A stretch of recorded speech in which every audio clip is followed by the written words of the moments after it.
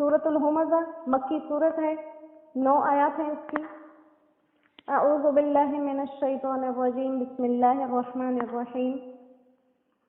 वैलुल लिकुल्लि हुमज़तिल लुमज़ा।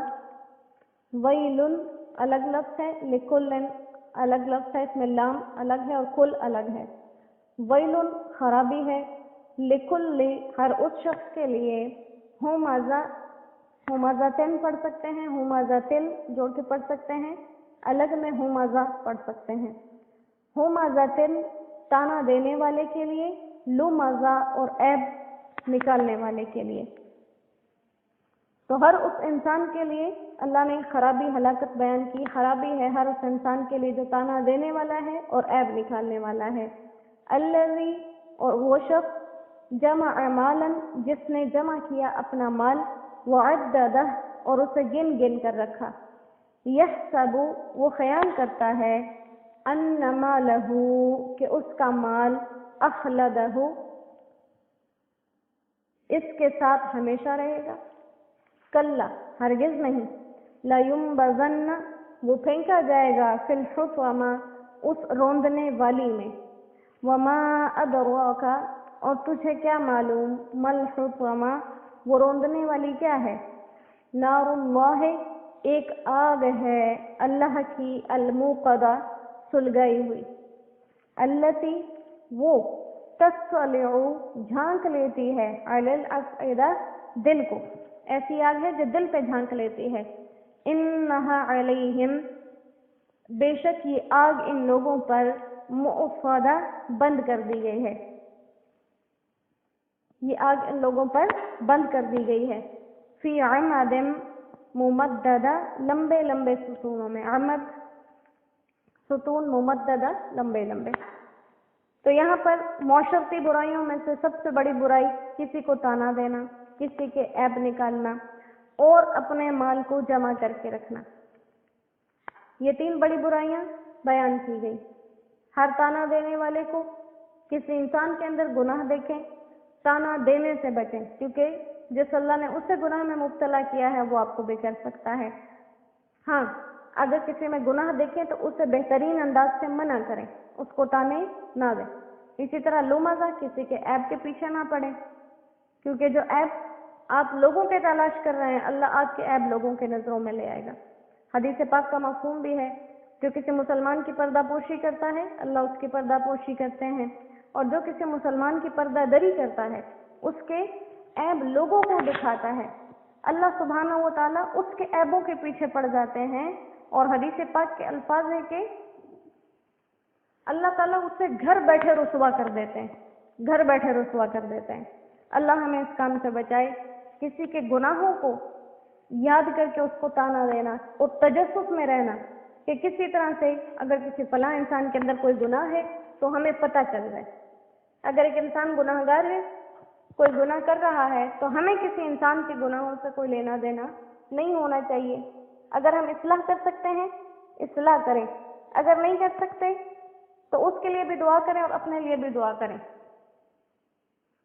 ये नहीं कि किसी इंसान के गुनाह सामने ना हो और हम उसकी तहकीक में लगे रहें और यहाँ वहाँ से टटोलते रहें कि कहीं से इसका कोई ऐब सामने आ जाए, जिसकी वजह से फिर हम इसको कह सकें कि तुम जो इतने अच्छे बने फिरते हो। और अक्सर लोग ये जो होते हैं, कोई इंसान थोड़ा सा दीनदार है या कोई इंसान जिसके बारे में मशहूर हुई अच्छा हो, तो उसी के ख़ानदान के लोग उस इंसान के पीछे पड़ जाते हैं कि हमें इसके कुछ ऐसे ऐब नज़र आ जाएं जिसको हम लोगों को बता सकें, इसकी असलियत सामने ला सकें। और इंसान ये भूल जाता है कि अगर मेरी असलियत लोगों के सामने अल्लाह ले आए तो मैं क्या हूँ। तो इन दोनों कामों को अल्लाह ने शिद्दत से मना किया और फरमाया हलाकत है, वैलुन हलाकत। इसी तरह आगे किस शख्स के लिए हलाकत है, अल्लज़ी वो लोग जो अपने मालों को गिन गिन कर रखते हैं, समेट के रखते हैं, गिन के रखते हैं, अल्लाह के लिए खर्च नहीं करते, अल्लाह की रजामंदी के कामों के लिए खर्च नहीं करते और समझते हैं कि ये माल इनके पास हमेशा रहेगा। हालांकि हम हर रोज़ अपनी आंखों से मुशाहिदा करते हैं, जो इंसान भी दुनिया से चला जाए उसके माल असबाब जो कुछ भी हैं वो पीछे दुनिया में रह जाते हैं, साथ कुछ नहीं जाता, साथ कुछ नहीं जाता। जो एक हदीस पाक का मफ़हूम है, हुज़ूर सल्लल्लाहु अलैहि वसल्लम ने صحابہ کرام سے پوچھا کہ تم لوگوں میں سے کون ایسا ہے جس کو اپنے مال سے زیادہ اپنے وارث کا مال پسند ہو؟ تو سب نے کہا کہ ہمیں اپنا مال پسند ہے، وارث کا مال کسی کو بھی پسند نہیں، کیونکہ وارث کو تو وہ مال ملے گا نا جو ایک انسان چھوڑ کے جائے گا۔ تو کہا ہمیں اپنا مال پسند ہے۔ آپ نے فرمایا انسان کا اپنا مال وہ ہے کہ کھایا اور ختم کر دیا، پہنا اور پرانا کر دیا، یہ اللہ کے راستے میں دیا اور اپنے لیے جمع کر لیا۔ اس کے علاوہ جو تم دنیا میں جوڑ جوڑ کے رکھتے ہو یہ تمہارا نہیں، یہ تمہارے وارثوں کا ہے، کل کو تم مر جاؤ گے اور یہ جو انسان دوسرا تمہارے پیچھے رہ جائیں گے ان کا ہو جائے گا، تمہیں کوئی فائدہ نہیں دے گا۔ اور کہا کہ یہ ان کاموں کی وجہ سے لَيُنبَذَنَّ فِي الْحُطَمَةِ، کیا ہوگا؟ اس روندنے والی جہنم میں پھینکے جائیں گے۔ اور وہ روندنے والی آگ، اس آگ کی عظمت، اس آگ کی بڑائی کو بیان کرنے کے لیے کہا کہ وہ اللہ نے لگائی ہوئی ہے، وہ اللہ نے لگائی ہوئی آگ ہے، اور کوئی ایسی معمولی آگ نہیں ہے۔ تو لہذا جس آگ کو کوئی انسان لگائے اس آگ کی تپش جلن کیسی ہے، اور جس آگ کو اللہ اپنی طرف منسوب کر لیں، حالانکہ وہ آگ ایسی نہیں ہے کہ اللہ نے اپنے ہاتھ سے لگائی، مطلب اللہ کے حکم سے لگی ہوئی آگ ہے، اور اس کی شدت کو بیان کیا کہ اس کی گرمائش ایسی ہے کہ وہ یوں لگتا ہے جیسے دلوں کے اندر جا کے لگ رہی۔